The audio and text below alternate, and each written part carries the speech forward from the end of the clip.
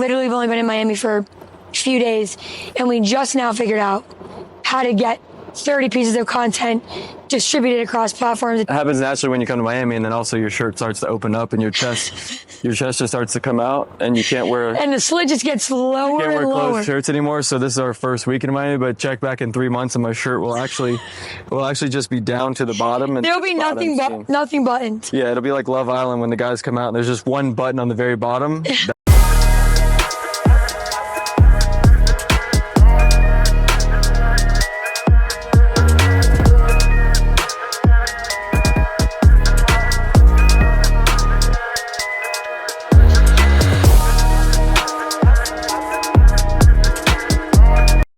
So we're going to talk about marketing and branding in 2024.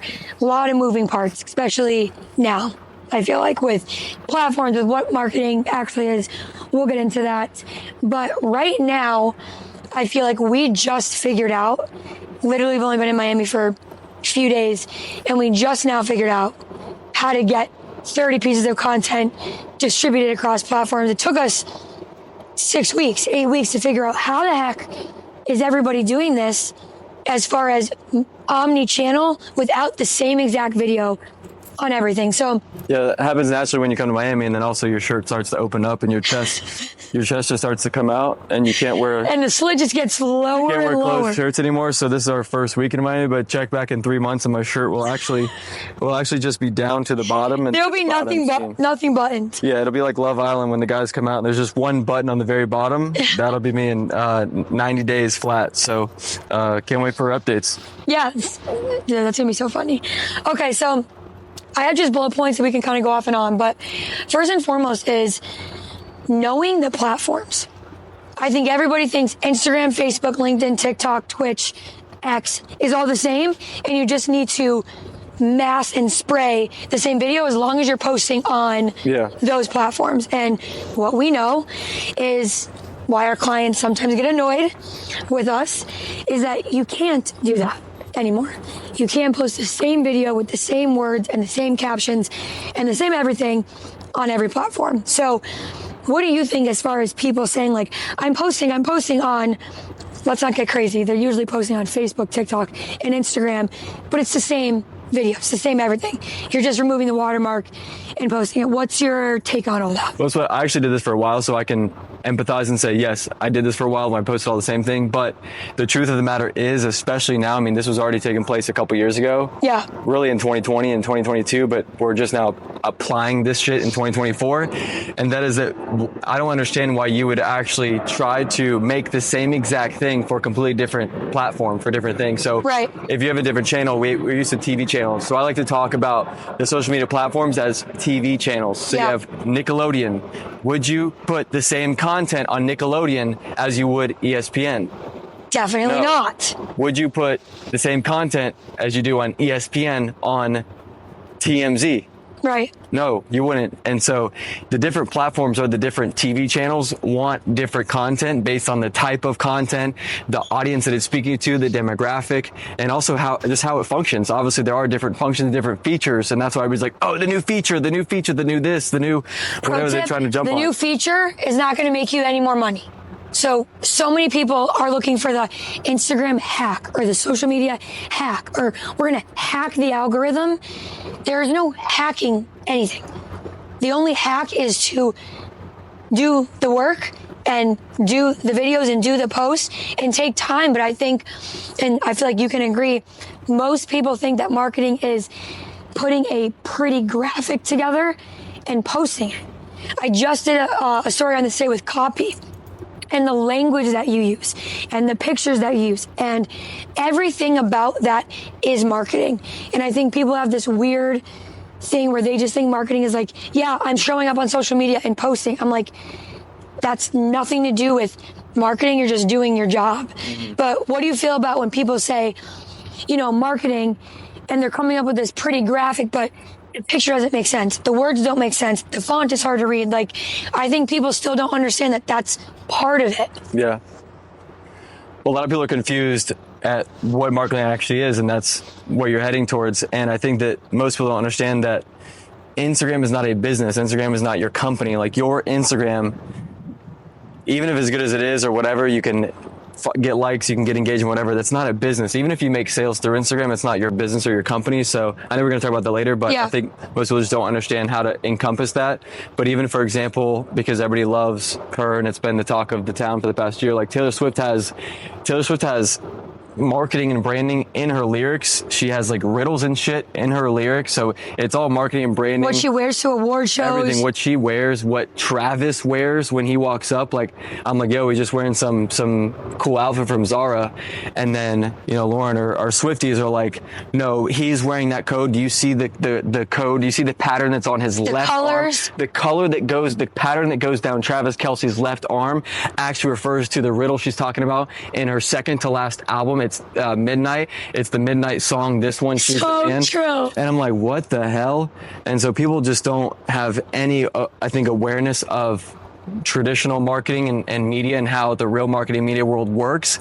And because we're unaware and because we have been unaware of how real, quote unquote, real world marketing and media works, we have not had the success that we wanted to on social. Yeah. And so I think overall, the biggest thing is learn how Lululemon markets and how they do their media and how they bring their assets to the marketplace and to all their branding, and how does Target market and advertise, and how can we incorporate that into social media? Like I said, how does Taylor, and how does put in your top company, your top brand, your top product and service, or entrepreneur, influencer, whatever, and insert their tactics into what you do. And so I think there's just been a major disconnect because people think, and you're listening to this thinking that, oh, social media is marketing and it is branding and it is business. It is a little tiny piece. Yep. I mean, it's a significant piece, of course. I think it is a big driver for most traffic and even most traffic for big businesses and product-based businesses today. But I just think people are really missing the mark because they don't understand the real world of the biggest industries and entrepreneurs and companies and how they market and how they run ads and do media. And we have to learn that to apply it to social, not the other way around. Yeah, I love that. Next, I want to go into, and I know people are going to say, oh, she meant to say something else, being consumer centric. And then there's customer centric, right? The biggest thing I think people get stuck on, whether you're entrepreneur, brand, and business owner, is being customer centric is great, but if you are only branding and marketing to your existing customers, you're losing. Consumer centric is where you get new customers. But as far as, let's take a step back to entrepreneurs, I see so much of marketing becoming this selfish game of, look at me. Hold on. Just wait for a second. You just read it. You're good.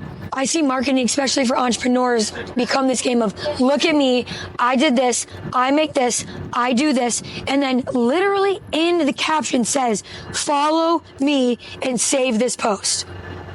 Said this the other day, I'll say it again. If I want to save someone's post, you don't need to tell me to save it. I'll save it because I found it valuable. And we did that for years, so we did it. That's what we did. And you guys, it doesn't work, okay? I put follow me in my captions for a good amount of time, and it doesn't work. Same thing with save this or any of those things, because it shows people that you actually don't care about the value of your audience and engaging with your current, but that you just want new and you want them to save your stuff. So instead of saying follow me or save this, engage with your audience. Ask them a question. Yeah. What do you guys think of this? Have you guys been doing this? What's your take on this? I think there usually should be a call to action, but I just posted a video 30 minutes ago, like before we came out here, and I didn't put a call to action because I just don't think that there needs to be a call to action on every single post. I mean, look at does Gary Vee have a call to action on every single post? No, actually never. I mean, he's not really selling anything directly on social and stuff, but I don't think you need a call to action on every piece of content everywhere. But if you are going to, then it has to drive leads. It needs to drive direct engagement that they're not already going to do themselves. Yeah. Like if I see a video of someone doing hip stretches and hip mobility, I love those. I have too many of them saved. I need to actually use them and do them. But I save that, and obviously they're not saying that. Like, or long before they even say, save this for later. Yeah. Whatever, I already am doing that. If I know I love it and it's valuable enough, if it's news, if it's business news or media, whatever, I'll even save it because I literally know that it's like a bookmark. I need to go back to it later and actually read through that post or watch it later, but I can't right now. And so I just think that people are trying to make people do things that they don't want to do. And when you tell someone to do something that they don't want to do, it makes them want to do it even less. Yep. Like, you obviously don't want to take the trash out. So then your mom yelling at you over and over again to take the trash out doesn't really help you or make you want to take the trash out more. Yep. But you have to. And so then that's where I feel like a lot of people are missing on the call to actions and telling the audience what to do. If the value was there and if you did the right thing, you would get leads and you would attract engagement regardless of your follow for me or save for later. Yeah. Okay. Last thing as we wrap up, this is something that I feel like I have been going through. I think a lot of people feel is that Instagram is like their home, and that has to be the first place they post every day, because that is the it. And two things. Number one is it's never been harder to grow on Instagram right now. I don't care what anybody tells you, it's the hardest. Number two, depending on what you do, Instagram will always be important, but it might not be your number one on the priority list to grow and scale your business. Yeah. For us, example, as you know, I've been telling you, I'm like, why do I want to just wake up and post on Instagram instead of LinkedIn? LinkedIn is where I need to go first. And it's just this habitual habit that I have to break because there's so much undervalued attention on other platforms. But what do you think, when people say Instagram or TikTok? Obviously, of course, TikTok is great, but I think people are really undervaluing other platforms, and they're still keeping Instagram as like that number one. And if they don't post on anything else, they'll at least post on Instagram. And I think for some people and businesses, that should be the other way around. I think this is the reason why people can't get away from Instagram and be open to other things, is because it's very similar to every area of life. Like, if your boyfriend kind of sucks, but you stay with him because it's familiar, because that's your wiring, that's your programming, because it is more uncomfortable for you to go and do something like break up with him and find a new boyfriend or just not have a boyfriend, whatever. Right. In this case would be ripping the Band-Aid off and saying, I need to take a step back from our relationship and I need to go figure out some stuff. Yeah. No one wants to do that. And so same thing with moving from Instagram to the better platforms for engagement that is more likely for you to get lucky, for you to blow up your brand and blow up your influence for you as a person. And people are so resistant to that because it's so familiar, and they just don't want to relearn, because people semi-learned, half-ass learned Instagram and social media in 2019 and 2020, maybe because of the pandemic era. You jumped on board late and got on social media and you thought you knew it. And so people think that in 2020, I learned Instagram and social media, so I'm done, because we're programmed growing up that we graduated college, we did the 4 years, we got the cap and gown, we threw it, and we have a degree to put on the wall and to please our mom and dad. We thought our education, okay, we learned it, we're done. Yeah. And so that's our programming and our wiring is being familiar with. And once we are introduced to a concept and we think we have the grasp of it, then we're done. But this shit is ever evolving. Every single day is moving faster than you can sprint, faster than anything you could think of. Social and technology and AI is moving faster than ever. So I think it comes down to people being familiar and rooted in their programming and their wiring and being uncomfortable. But what you're doing right now by just focusing on Instagram and just trying to be an Instagrammer, just trying to grow my followers, trying to grow my likes and my comments. When you're trying to do that, when you're looking at the followers and the likes on Instagram and that's what you're going for, you are shooting yourself in the foot. You're shooting your family in the foot as well, because you're not going to grow. And if you do, it's just going to be very, very hard to. So that's why we treat Instagram as, yes, of course, we want to grow metrics over time in the macro. Come on, Gary, give me some props for saying Come on, Gary, the macro. In the macro, which means in the big picture, yes, we want to make sure that we are slowly and surely growing on Instagram. But what's most important is grabbing the audience and driving traffic where you're more likely to drive traffic from TikTok and YouTube Shorts and LinkedIn. I think anybody anywhere should also be on LinkedIn, because you're just going to have a little more. Let me interrupt. Mentality of Instagram, because they don't want to learn the language of LinkedIn, and you're going to start hard selling on LinkedIn, and it's not going to work. I don't even do call to actions on LinkedIn. It's not a call to action platform. That's where people fail when it comes to marketing, is they don't take time to actually learn the language of the platform. You don't go on LinkedIn and say, if you're looking to make an extra income online, DM me the word income on LinkedIn. You get reported. Right? And so I think the biggest thing is when people are going to different platforms, they don't want to learn the platforms. You don't get to just say whatever. Learn the platform, because when you learn the platform, it will work for you. Yep. But I think people just want to fast cash and fast sell, and they want to just say DM me, and it doesn't work on all those platforms. And so, wrapping up, I totally get not everyone gets to wake up and post 30 pieces of content every day. Obviously, we're just now trying to, figure that out. But everybody does have the opportunity when they're in the pickup line, when they're in Starbucks, when they're pulling into the mall, to turn your phone around and say something valuable. Say something about your business. Say something about your brand. But half of the Instagrams I go to, I don't even know who is the person. Who are you? What is the mission here? What's the brand? I don't know where you're at. And so I just think that's something that everyone can do where, you can't post 30 pieces, but you can post one great quality video every day. Yeah. And on top of that, if you don't know what to post, because everybody says, what's the problem? I don't know what to say, what to post. What to say. I don't know what to post. If you don't know what to say, and if you don't know what to post, you are just L-A-Z-Y, lazy. You're lazy, you're unaware, and you're unresourceful. I don't know if unresourceful is a word, but I just made it a word. You are the opposite of resourceful. If you are productive and a little inspired and not lazy, if you are aware of what's going on platforms and culture and media and what's going on, and if you are even semi-resourceful, and on top of that, even give a shit about your business and what you're doing in life and the thing that you're trying to sell. If you even learn about it, do you even know what you're selling? Because if you know what you're selling, you know what you're trying to market, and you know what your business is, you know what your industry is, then you should have no problem saying something every day. Because if you're in your business and if you're in your industry and in your niche and you know what you're doing, you know how to help people do whatever, and you know how to sell this, you know how to do this product, you know how to give someone this product. If you don't have a problem collecting someone's payment, but you don't know what to say, that's a problem. Yeah.